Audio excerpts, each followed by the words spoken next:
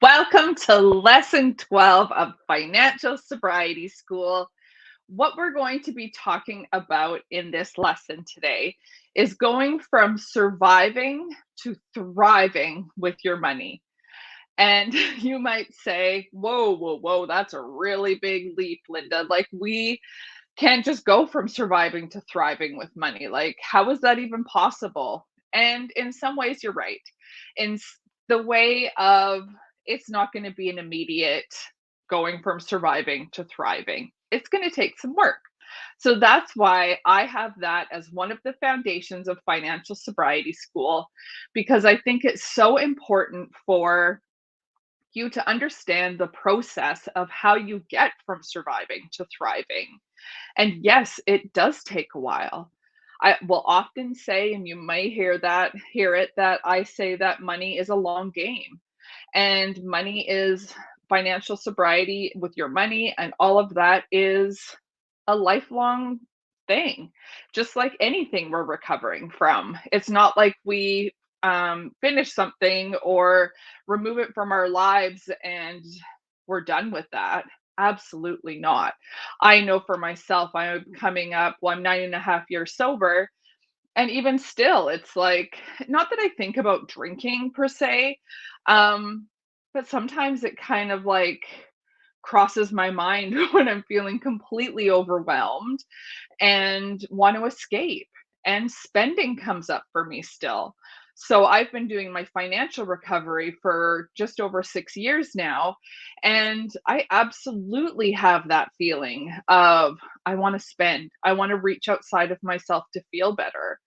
And I was in a meeting the other day, and somebody said it so beautifully in that, what we're really trying to fix is a soul sickness, right? A soul sickness of constantly searching outside of ourselves to feel better. And then, so with that, it's lifelong. It's something that you're always going to be working on with your money. And the technical stuff and all of that, once you get the hang of it and build up those habits and everything, that stuff starts to feel easier. But it's that emotional piece behind it. And that's what I mean from going from surviving to thriving is dealing with those emotions when they come up, dealing with that heart-centered work so it starts to feel a little bit easier for you and starting to feel like you're part way through a process and you're like, hey, I think I got this. I think I kind of understand what Linda was talking about. Like emotions start to feel less charged. You automatically might not go into a trauma response anytime something that used to be super, super triggering with you with money comes up. And you'll start to see that stuff start to fade a little bit. And you'll still have moments where you're feeling absolutely activated and you're like, holy crap, where did that come from? That's what I mean about this lifelong journey, the long road to financial sobriety. I still myself, like if an unexpected bill comes in, especially if it's for a large amount that I really wasn't expecting at all, just comes out of nowhere. And it's like, holy crap, where did that come from? That's where that starts to feel overwhelming. And it puts me right back into that survival mode and like, oh my God, what's happening? And really trying to get into a place where I can start to feel that safety. I am safe. I'll figure this out. Like no, nothing's burning down. Right? So going from surviving to thriving is really looking and connecting with your heart, connecting with your emotions. So some things that I want to talk about are just that really connecting to yourself. Back in lesson 7, so we're in lesson 12 now. Lesson 7, there is a lesson about forgiving yourself for what you did to survive. So have a listen to that one as well in conjunction to this, because I think it's really, really important to connect with that forgiveness, acceptance, and if that's even possible for you right now, and it might not be, and that's okay. But like, what decisions have you made with money that don't feel good, that actually are really keeping you stuck? And how can you start to have those conversations and that narrative with yourself of starting to really understand why. Because it's not like you are doing things maliciously to yourself. And it might feel like that, like self sabotage, because those are the habits that you have right now with your money. Right? Like, I don't think that I like purposely put myself into hundreds of thousands of dollars in debt on purpose. Like, I wasn't set out to go like, cool, Linda, let's just go and blow it all and just really light my life on fire. And thinking of it that way absolutely is not what I was doing. So, forgiving yourself for what you did to survive. Lesson 7, go check that out. And for this, with going from surviving to thriving, again, I'm going to talk about like that heart centered stuff, asking yourself some questions emotionally. But when it comes to like the technical financial literacy part of like things that you can do to better your money, your systems, all of that is in the last lesson for financial literacy. So go check that one out. I got you. I got all the lessons. I got everything you need to do this. So, money mindset. What do you how do you talk to yourself with money? How do you try to shift what way you think? And that can sound super, super condescending when it comes to money, I find. Like, I think if someone at first, when I first started to work on my money, said, "Okay, Linda, you got to work on your money mindset," I would have been like, "Screw you," because it would have felt too raw. It would have felt, and that's probably exactly what you're feeling right now, if that's where you're at, it felt too raw, it felt way too personal, and it felt like something I couldn't just like flip a switch on and get into the right mindset. Because if I could have done that, I think I would have done that when I wasn't super active in my addiction. And that's exactly what it is, right? Completely stuck in our addiction. And if mindset could have helped us, perfect, but it didn't. So when it comes to that, money mindset to me is at first, when you're first in early financial sobriety, is just trying to take the next right step, right? So it's not about, if I do this, I'm going to be perfect and I'm just going to let this all go and move forward. No, really starting to put some stuff into place, journaling, all of that to change that narrative, really paying attention, pausing, being gentle, stopping. None of this is going to be done when our minds are working in that hamster wheel. There's so much to this. And a big piece of it is just stopping, noticing, and taking the next right step. All of this, that's what all of this is about. And it's not about the money. It's not about, the stuff. It's about us like stopping and actually feeling what we're feeling and making sure that we're taking the right next step after that.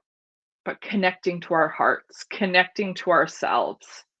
When's the last time you did that and actually really felt it? Didn't make it go away, right, with spending, but actually felt it, understood why you were feeling that way. Maybe did a bit of journaling, maybe did a bit of like, that's okay, right? That's okay, Linda. Like, next time we're going to do this. So, the first journal prompt, I'm going to go through some journal prompting for going from surviving to thriving with money. And I'll also put this in the show notes as well. If you're listening to this via a podcast, I'll put it in the show notes so you have that there. So, one of my first things I want you to think about is, how do I feel about my money? What does it feel like? And then the second one being, how do I show up for my money? Am I showing up for my money? Do I even know what that is? Do you even know what showing up for your money means? And if you don't, defining that, what would showing up for your money look like? And then with that, how do I want to show up for my money? Right? So there's the current, how am I doing it? How do I feel about it? And then it takes us to, how do I want to do that going forward? And you might feel like, okay, today that feels good. And tomorrow it might feel like, oh my God, I'm right back to where I started. Remember, go back to that journaling prompt. How do I want to show up for my money? How do I want to do this? And what current habits do I have with my money that are working for me? So again, I'm not coming from what are some things that I just am doing horribly at? Absolutely not. What are some habits and good stuff that I'm doing with my money? I will say that when I jump on calls and have coaching sessions with people, they'll come on and say, "Oh my goodness, I'm doing so horribly with my money." Because that's that narrative that we're constantly thinking and that we're conditioned to think. And within like 10 minutes, we can pinpoint like 5 things that they've been doing amazing with their money, and then it completely shifts the session, right? Like, okay, yeah, no, I did do that. Yes, I did do that. And just starting to say, like, and recognizing it. What am I doing good with my money? What is going well? And then with that, maybe even thinking about, what are some habits or what are some things I want to be doing with my money? What are some things that, these feel good and this is working? What are some other things that might come in that you might want to work on? What am I grateful for with my money? And I know a few people that probably are listening to this that are going like, "Oh god, I hate it when Linda asks me to be grateful for my money." And, "Oh, a gratitude practice. Oh my goodness, that's so, toxic positivity." But I know for sure that once we start to say, like, what are we celebrating with our money? What are we doing well with our money? But what are we grateful for? So I loved I took the trauma of money program, and I'm a trauma of money facilitator. And anytime that they started a class, we talked about gratitude. And that gratitude actually wasn't like something that we put out there. It was like almost something that somebody like said to us, or you know made us feel like we did something really good, right? So a gratitude, when was the last time you felt gratitude? Like, for example, like my husband, telling me like, "Oh my goodness, like I love when you did that, like it felt so good for our relationship." And starting to, not about it being something that you're doing, but just the opposite. What is a reflection of something that someone has said to you or done for you that made you feel like they were grateful for you? So, when it comes to that with the money part, what is something that money's done for you? So, I had the money in my account so that I was able to go to a concert, right? I got a tax return that I wasn't expecting that much money back, and now I have money to pay off my bills that I've been really stressing about. What has money done for you? What are you grateful for with the money? And then how has that made you feel? And I loved that twist that we did in the trauma of money about that, because we can say, "Oh, we're grateful for this, we're grateful for that." But it almost seems like sometimes we're just trying to pull it out of nowhere and just to do it for like doing it purposes. But when we start to flip it around of how did someone say that and reflect that back to us, powerful. So, thinking about that with money. And so, what am I afraid of with my money? So this isn't taking it from a, super positive feeling because there's fear with money. And I really want to honor that we can feel scared sometimes. So, what is something that you're feeling really afraid of? Where's the fear coming up for money?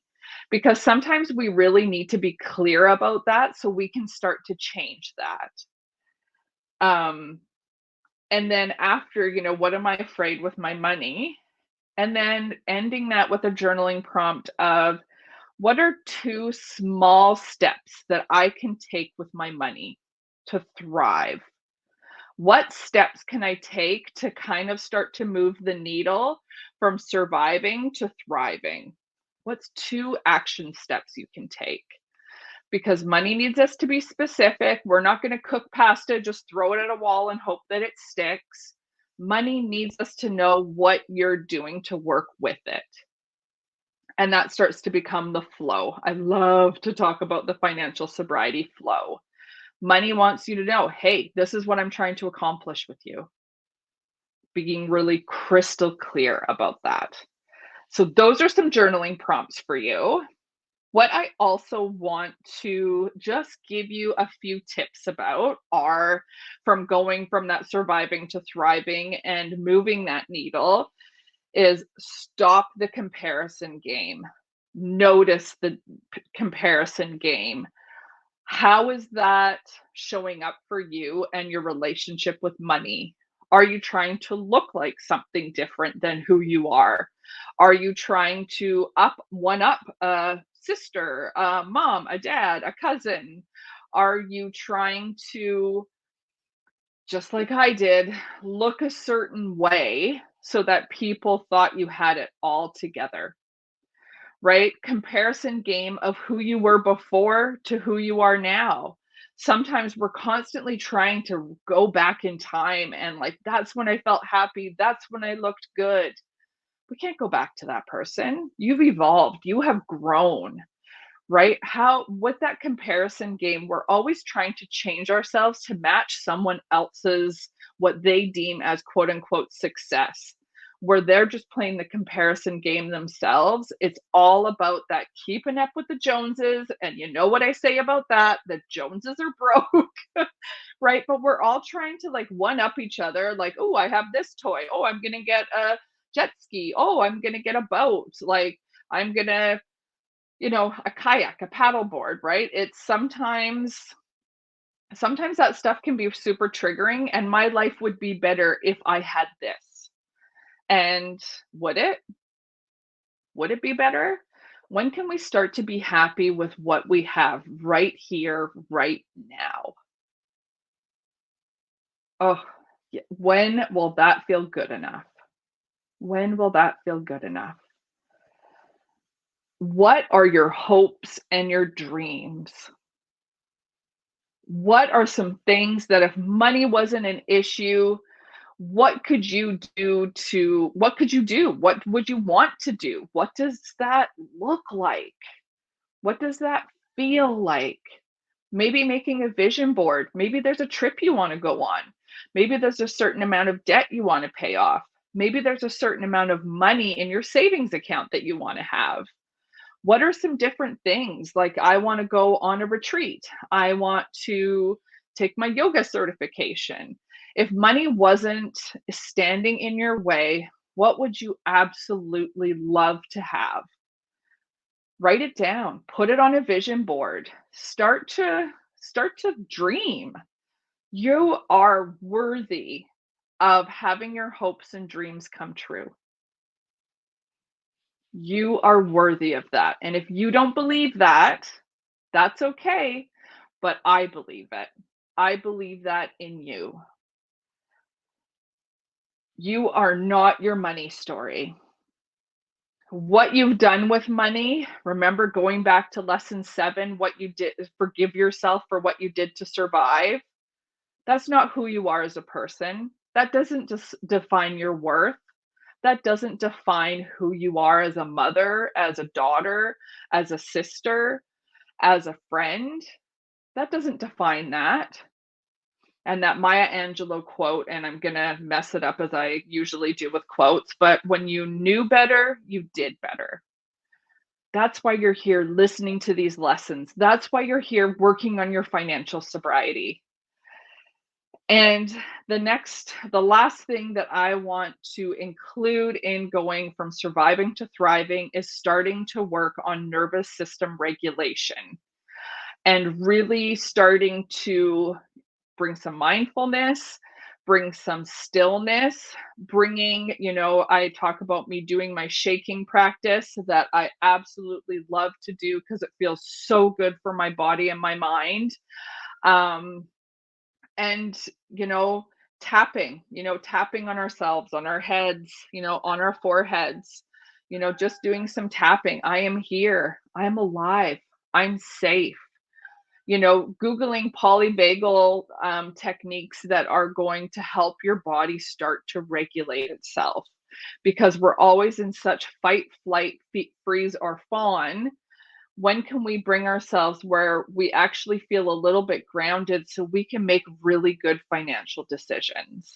That's going to start to move the needle. That's one of those things that should be part of your strategy when you're working your financial sobriety. So many amazing nuggets in this lesson for you to work on to start to feel better, start to feel like, hey, I finally am understanding what Linda's talking about, what financial sobriety means. Thank you so much. I'm so excited that you listened and watched this lesson. Please, please, please subscribe, leave a review, anything to let's get this message out to everyone because everyone is worthy of financial sobriety. Thank you so much again. Be well, and we'll see you in the next lesson.